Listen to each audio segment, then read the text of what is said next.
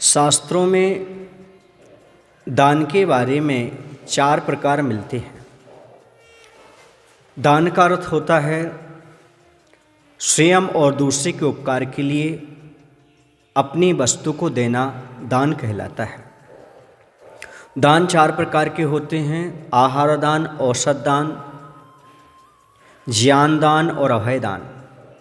आचार्य समंतबद्ध महाराज ने श्रावकों के लिए आहार दान, औषध दान, इसके अलावा जो ज्ञान दान है उसके स्थान पर उन्होंने उपकरण दान लिखा। शास्त्र ज्ञान का उपकरण कहलाता है, पिच्छी का संयोपकरण कहलाती है, और जो कमंडलु होता है वह शौच उपकरण कहलाता है। ऐसे उपकरण दान को रखा है ज्ञान दान की जगह पर। और अभय दान के स्थान पर आवास दान रखा है। गृहस्थ के लिए 4 दान हो गए: आहार दान, औषध दान, उपकरण दान और आवास दान। आज हम दान के अंतर्गत आवास दान की कहानी सुनेंगे, अर्थात आवास दान में कौन प्रसिद्ध हुआ।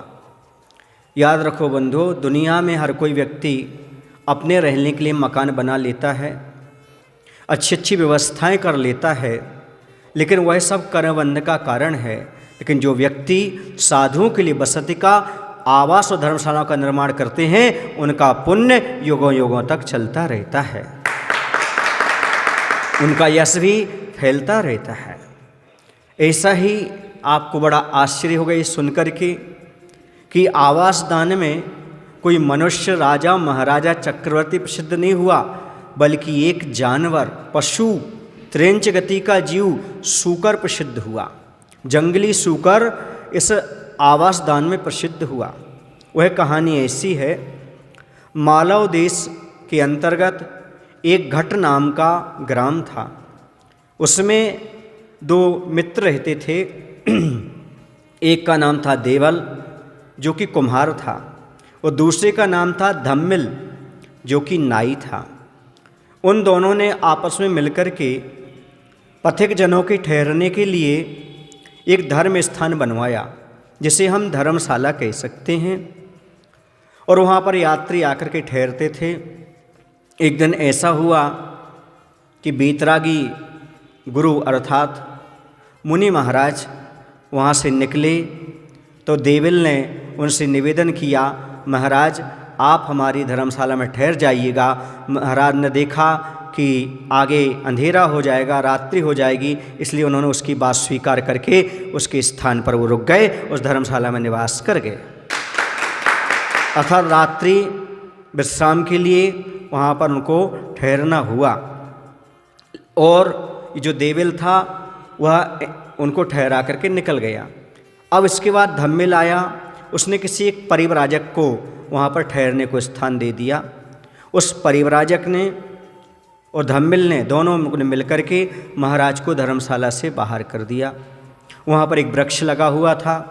महाराज तो शांत, मौन और क्षमता के धारी थे, क्योंकि मुनि महाराज किसी शत्रु और मित्र में किसी प्रकार का राग द्वेष नहीं करते, न किसी को शत्रु और मित्र मानते हैं। ध्यान रखना, जो रागी होते हैं उनके मित्र होते हैं, और जो द्वेषी होते हैं उनके शत्रु होते हैं। बीतरागी का ना कोई मित्र होता है और ना कोई शत्रु होता है। और क्षमता परिणाम के साथ उस वृक्ष के नीचे रात्रि गुजार ली। खूब वहाँ पर उनके लिए शीत की बाधा सहना पड़ी, ठंडी सहन करना पड़ी, और डांस, मच्छर आदि की बाधा उन्हें सहन करना पड़ी। प्रातःकाल जब वह देवल आता है और देखता है, तो उसे मालूम हुआ कि धम्मिल ने और परिव्राजक ने इन दोनों को निकाल दिया। उनकी आपस में बहस हो गई और देवल और धम्मिल आपस में खूब लड़े, और महाराज तो वहाँ से निकल गए। लेकिन ये आपस में इतनी लड़ाई की कि मर कर के दोनों मर गए।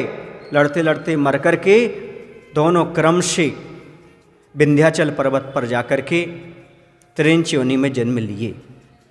जो देविल था वह सूकर बना, और जो धम्मिल था वह सिंह की पर्याय को, व्याघ्र की पर्याय को प्राप्त हुआ। विक्रम से बड़े होने लगे, और बड़े होकर के ऐसा हुआ कि ये जंगली सुअर हुआ। आपको पता है जंगली सुअर जो होता है बहुत ताकतवर और ख़तरनाक होता है।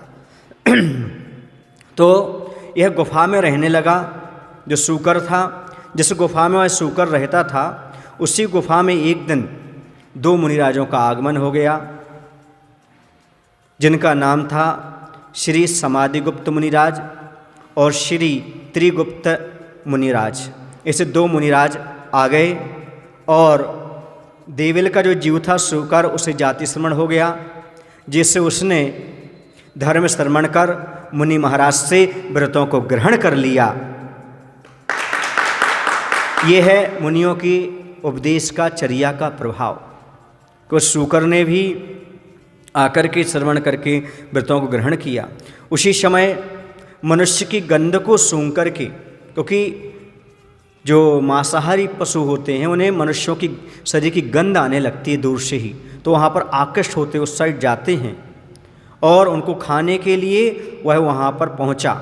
लेकिन सूकर गुफा के दरवाजे में बैठ गया और उसने संकल्प कर लिया, इस गुफा में जब तक मुनिराज हैं कोई भी शेर आदि प्रवेश नहीं करता, मैं मुनियों की रक्षा के लिए अपने प्राण भी न्यौछावर करने के लिए तैयार हूँ। और रक्षा के निमित्त गुफा के द्वार पर खड़ा हो गया। वहाँ भी दोनों परस्पर में युद्ध करने लगे। सिंह और शूकर का युद्ध होने लगा।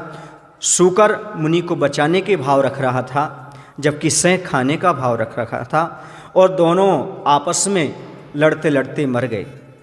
एक स्वर्ग गया, एक नरक गया। आप समझ गए होंगे, शूकर का जो जीव था वह सौधर्म स्वर्ग में जाकर के देव उत्पन्न हुआ, देव बन गया।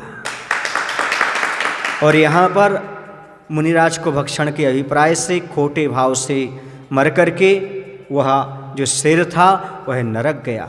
बंधुओं, यह है बसतिका दान का प्रभाव, अर्थात आवास दान का प्रभाव। एक शूकर ने मुनिराज को अपनी गुफा में स्थान दिया और अपने प्राण गंवा दिए, लेकिन मुनिराज पर आंच नहीं आने दी। प्रत्येक शावक को शिक्षा लेना चाहिए, हमें आवास दान देना चाहिए और मुनियों की हमेशा रक्षा करनी चाहिए। हमारी धन दौलत का सबसे बड़ा यदि कोई उपयोग है तो ये है कि हम आवास दान करें। जैसे आप अच्छी व्यवस्था अपने मकान में करते हैं, वैसे धर्मशालाओं की व्यवस्थाएं सुचारू रूप से अच्छी करने की कोशिश करें और मुनि महाराज को वहाँ पर ठहरने के लिए ऐसी व्यवस्था करें जिससे उनके लिए ज़्यादा परिचय सहन ना करना पड़े। सर्दी गर्मी से बचाव हो, डांस मच्छर आदि से बचाव हो, तो आपका धन का सदुपयोग होगा और ये बहुत बड़ा दान होगा, जिससे आप आवास दान कहेंगे। बोले महावीर भगवान की जय। आचार्य विद्यासागर जी महाराज की जय।